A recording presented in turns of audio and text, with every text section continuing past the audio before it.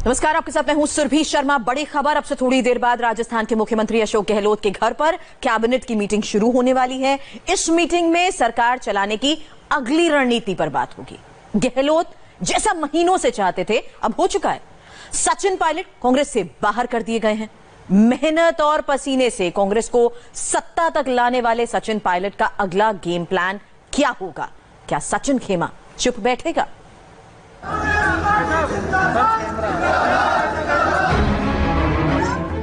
राजस्थान के सियासी ड्रामे के चार किरदार हैं: अशोक गहलोत, सचिन पायलट, कांग्रेस और बीजेपी। पूरी कहानी इन्हीं चार किरदारों के इर्द गिर्द घूमती है। सब अपनी टोपी उसके सिर करने में लगे। अशोक गहलोत सचिन पायलट को विलेन मानते हैं और सचिन पायलट अशोक गहलोत को।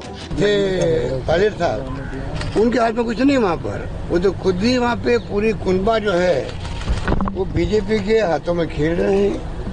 बीजेपी की व्यवस्था है, रिसोर्ट की व्यवस्था बीजेपी की है, मैनेजमेंट बीजेपी का है। लेकिन पिछले 5 दिनों से चल रहे राजस्थान के सियासी ड्रामे का डायरेक्टर, प्रोड्यूसर, एक्टर, एक्ट्रेस कौन है, ये खुलासा किया गजेंद्र शेखावत ने। मैंने कहा था आजकल बॉलीवुड में एक नया ट्रेंड है और वो ट्रेंड है कि जब निर्माता, निर्देशक, अभिनेता, अभिनेत्री और सबको मिलकर के इस बात का अंदेशा होता है कि हम जिस फिल्म का निर्माण कर रहे हैं लगभग पूरा हुआ है, वो फिल्म शायद मार्केट में चल नहीं पाएगी, जो है सिनेमा घरों के पर्दों पर उसको सफलता नहीं मिलेगी। तो अपनी असफल फिल्म को सफल बनाने के दृष्टिकोण से उसके पीछे कई तरह के प्रोपेगेंडा क्रिएट किए जाते हैं। सत्य को परेशान किया जा सकता है, पराजित नहीं। इस ट्वीट के साथ पायलट ने इतना तो साफ कर दिया कि वो आगे कुछ बड़ा करने वाले हैं। लेकिन सचिन पायलट आगे क्या करने वाले हैं? क्या वो बीजेपी में जाएंगे? बीजेपी पायलट का क्या करेगी? गहलोत का अगला प्लान क्या है? क्या राजस्थान का सियासी ड्रामा खत्म हो गया? क्या कांग्रेस से बाहर होते ही पायलट खेमा शांत बैठ जाएगा? इस वक्त हर किसी के जहन में बस यही सवाल है। हम एक एक कर इन सवालों का जवाब तलाशने की कोशिश करेंगे, लेकिन उससे पहले राजस्थान के सियासी ड्रामे के चार किरदारों के गेम प्लान को समझना होगा, जिससे एक एक तस्वीर शीशे की तरह साफ हो सके। पायलट की नजर सीएम की कुर्सी पर थी। वो अर्जुन की तरह मछली की आंख पर निशाना लगाना चाहते थे, लेकिन चूक गए, क्योंकि राजस्थान में मध्य प्रदेश जैसे सियासी समीकरण नहीं बन सके। मध्य प्रदेश में बीजेपी और कांग्रेस के बीच फासला बहुत कम था, राजस्थान में बहुत भारी है। पायलट के सामने विकल्प लिमिटेड थे।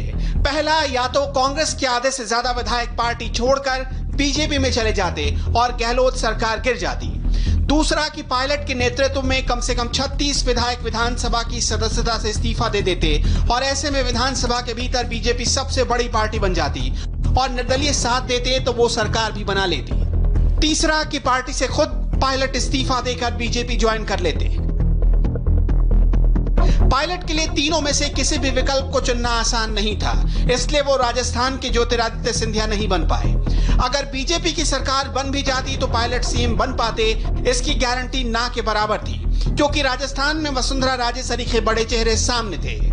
लेकिन हो सकता था कि उन्हें डिप्टी सीएम की कुर्सी मिल जाती, पर इन दोनों ही विकल्पों में कांग्रेस को तोड़ना पायलट के लिए आसान नहीं था। अब गहलोत का गेम प्लान समझिए।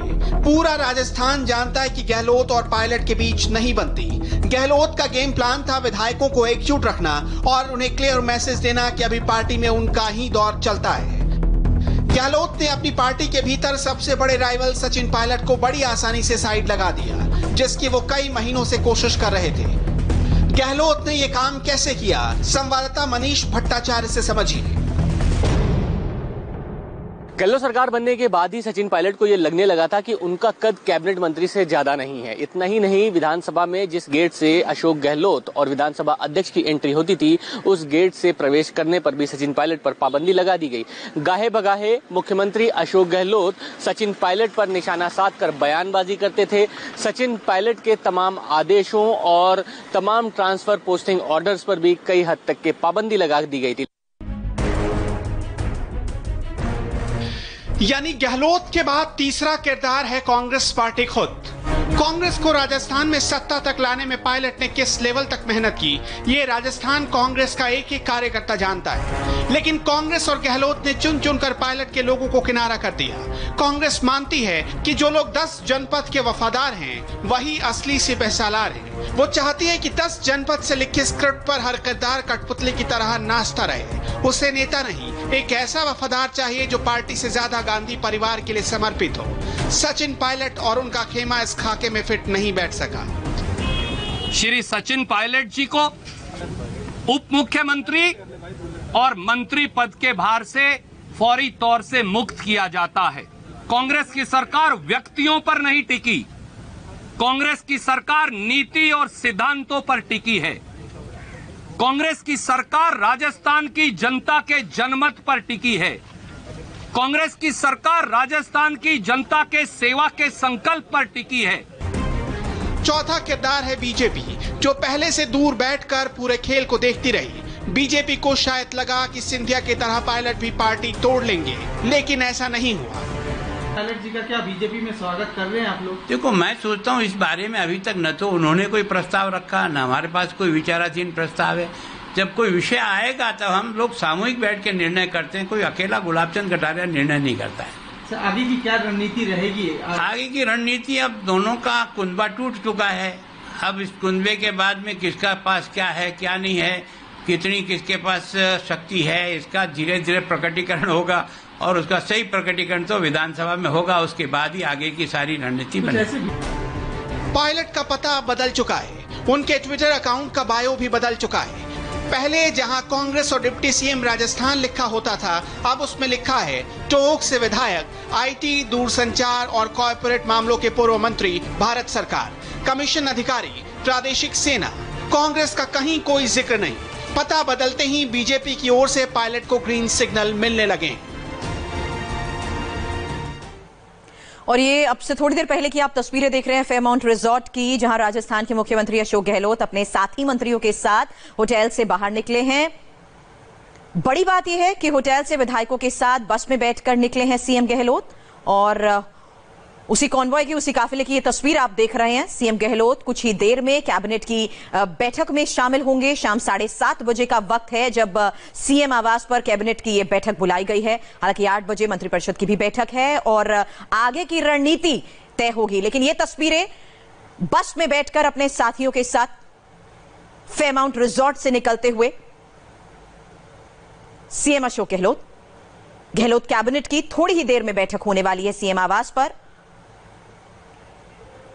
ये देखिए, हाथ हिलाते हुए, अभिवादन स्वीकार करते हुए, आगे बढ़ते हुए अपने फेयरमाउंट रिजॉर्ट से सीएम आवास का रुख करते हुए अशोक गहलोत, जहां थोड़ी ही देर में अहम बैठक है जिसमें आगे की रणनीति पर चर्चा होगी।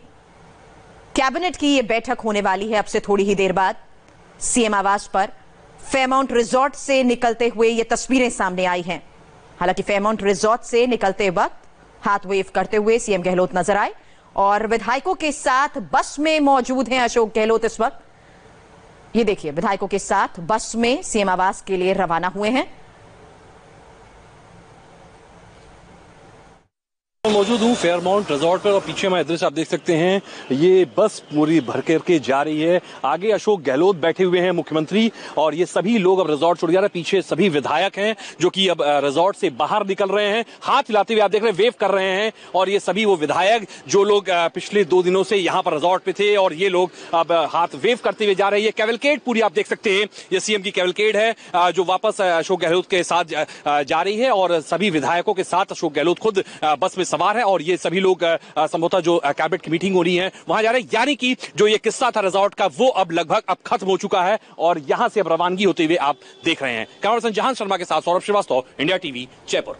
सौरभ श्रीवास्तव इस वक्त फोन लाइन पर हमारे साथ जुड़ चुके हैं। सौरभ, जाहिर सी बात है थोड़ी देर बाद ये सीएम निवास पर बैठक जिसमें आगे की रणनीति पर चर्चा।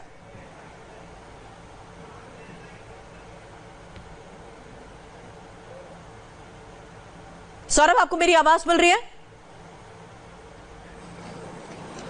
जी, सीएम आवास के लिए रवाना हो चुके हैं अशोक गहलोत, जहां आगे की रणनीति पर चर्चा।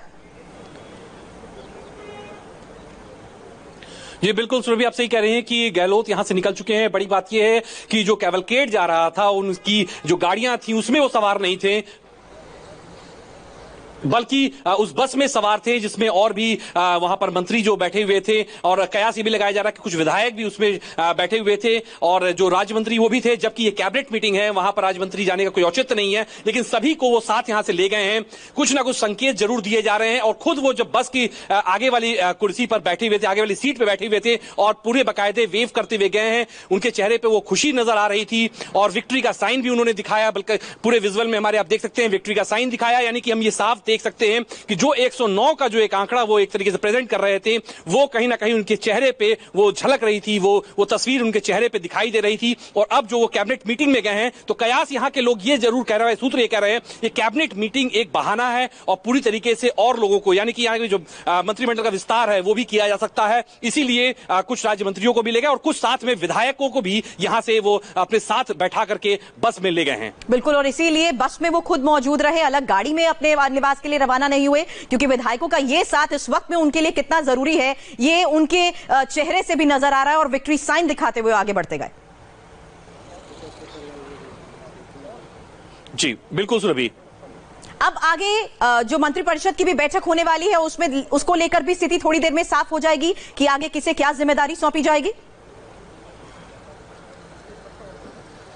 जी बिल्कुल सर, जिस तरीके से कैबिनेट की मीटिंग जो है ये दोपहर बाद कॉल की गई है, तो उसमें ये था कि यहाँ पे कुछ चर्चाएं की जाएंगी, कुछ कैबिनेट के कुछ अहम फैसले लिए जाएंगे, लेकिन पूरी तरीके से जो आज कैबिनेट की मीटिंग ये बुलाई गई है पहले से यहाँ पर सुनियोजित नहीं थी, पहले से प्रायोजित नहीं थी, ये बाकायदे दोपहर बाद ये डिसाइड किया गया है। हालांकि आपको बता दो कि जिस तरीके से ये मीटिंग है, अगर अशोक गहलोत चाहते तो वो मीटिंग यहाँ पर भी हो सकती थी, इस रिजॉर्ट में जहां पर 2 दिन से ये विधायक सभी हैं, मंत्री हैं, सभी लोग यहाँ पर हैं, यहाँ पर हो सकती थी, लेकिन बाकायदे उन्होंने अपने सीएम रेजिडेंस पर वहां पर कैबिनेट की मीटिंग बुलाई है। और यहां पर जब वो आकर के दोबारा यहां पर आए राज्यपाल से मिलने के बाद वो खुद रिजॉर्ट आते हैं और फिर यहां से मंथन करते हैं और उसके बाद से सबको अपने साथ बैठा करके बस में रवाना होते हैं। तो ये कहीं ना कहीं एक साइन वो दे रहे हैं कि पूरी तरीके से हम हर पल जो है अपने विधायकों के साथ, अपने मंत्रियों के साथ हैं। थोड़ी देर बाद होने वाली बैठक में क्या अहम फैसले लिए जाते हैं। सौरभ, फिलहाल शुक्रिया पूरी जानकारी के लिए आपका। अगली खास रिपोर्ट, गैंगस्टर विकास दुबे पुलिस एनकाउंटर में अपने अंजाम तक पहुंच चुका है। उसके साथ ही अब एक एक करके पकड़े जा रहे हैं और अब एक एक कर उसके राजदार या तो पुलिस की गोली का शिकार हो रहे हैं या फिर पुलिस की गिरफ्त में आ रहे हैं। विकास दुबे का ऐसा ही एक राजदार पुलिस की गिरफ्त में आया है। वो AK-47 की बात बता रहा है। 2 जुलाई को गोली चलाने का आदेश किसने दिया, कैसे पुलिस वालों के खिलाफ साजिश बुनी गई, हर बात का जवाब इसके पास है। असले सब विकास दुबे ने दिलाए थे, गोली जबरदस्ती केवल विकास दुबे के जरिए चलवाई गई। फोन करके बुलाया था उन लोग। क्या बोला? तो ये बोला कि आज गोली चलनी, बस इतना ही कहा था। आपकी टीवी स्क्रीन पर यह 50,000 का इनामी बदमाश शशिकांत है। शशिकांत विकास दुबे का साथी है। कानपुर के बिकरू गांव में 8 पुलिस वालों की हत्या में शशिकांत भी पूरी तरह शामिल था। 3 जुलाई की रात कानपुर के बिकरू गांव में क्या हुआ था, उसे समझने के लिए विकास दुबे के साथी शशिकांत के इस कबूलनामे को सुनना बेहद जरूरी है। लोग क्या घटना हुई थी उस दिन शशिकांत? सर उस दिन गोली चली थी जी, और गोली जबरदस्ती केवल विकास दुबे के जरिए चलवाई गई। जी जी रुकिए एक करने दी। हाँ जी बोलिए आप। मैं जी मैं अमर दुबे और प्रभात जी और विकास दुबे जी और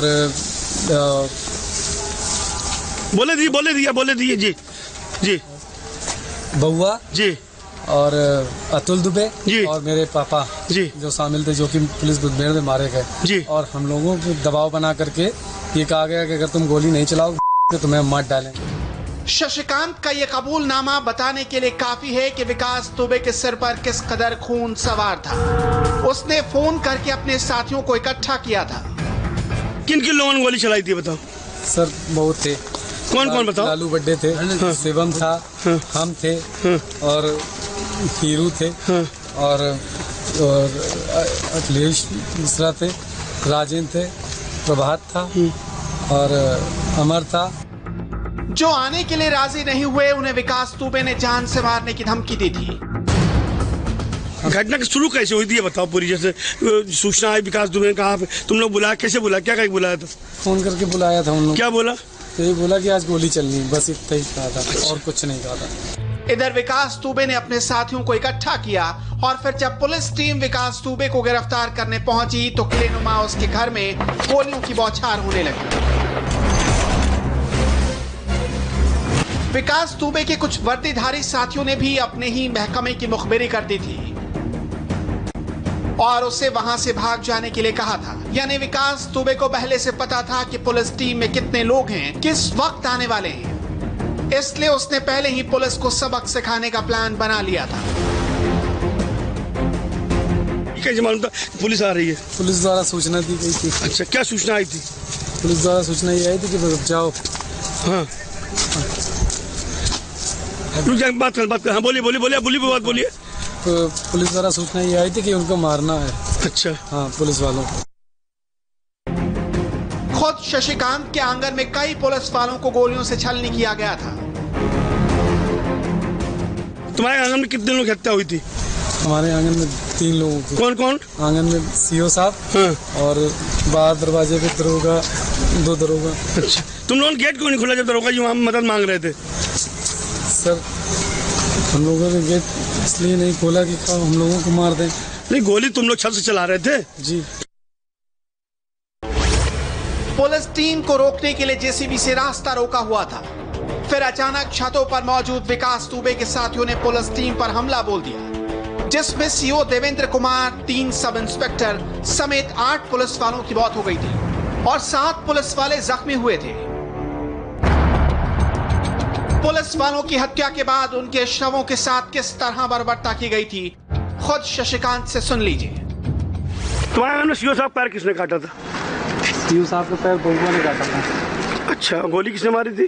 गोली अमर ने। हाँ। और प्रभात ने। हाँ। और तुम्हारे दरवाजे जो हत्या हुई थी महेश यादव होगा, सीओ साहब, एसओ साहब की, और उन सबको उन्हीं ने मारा था पलटा। विकास दुबे ने पुलिस पर हमले के लिए पूरी टीम को इकट्ठा किया था, जिसमें 25 से 30 लोग मौजूद थे और हर शख्स के हाथ पे हथियार थे। हथियारों का ये जखीरा खुद गैंगस्टर विकास दुबे ने इकट्ठा किया था। टोटल कितने लोग थे जो पुलिस फायर कर रहे थे? कम से कम 25 से 30। असले इतने थे? हाँ। असले आए कहाँ से इतने पूरे? असले जिनके होंगे वो अपने साथ लाए थे। हाँ। भाई एक मिनट जी। बाकी उनके खुद ही हैं।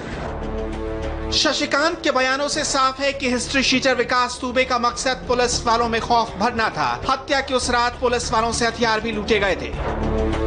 इसी की निशानदेही पर विकास दुबे के घर से AK-47 राइफल जो लूटी गई थी, मैं 17 कारतूस व शशिकांत के घर से इंसास राइफल और उसके 20 अदद कारतूस बरामद किया गया है।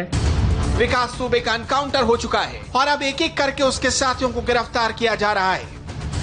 कानपुर के बिकरू गांव में पुलिस वालों की हत्या के आरोप में कुल 21 लोगों के खिलाफ केस दर्ज किया गया था, जिसमें 4 लोग गिरफ्तार हो चुके हैं और विकास दुबे समेत 6 लोग एनकाउंटर में मारे जा चुके हैं।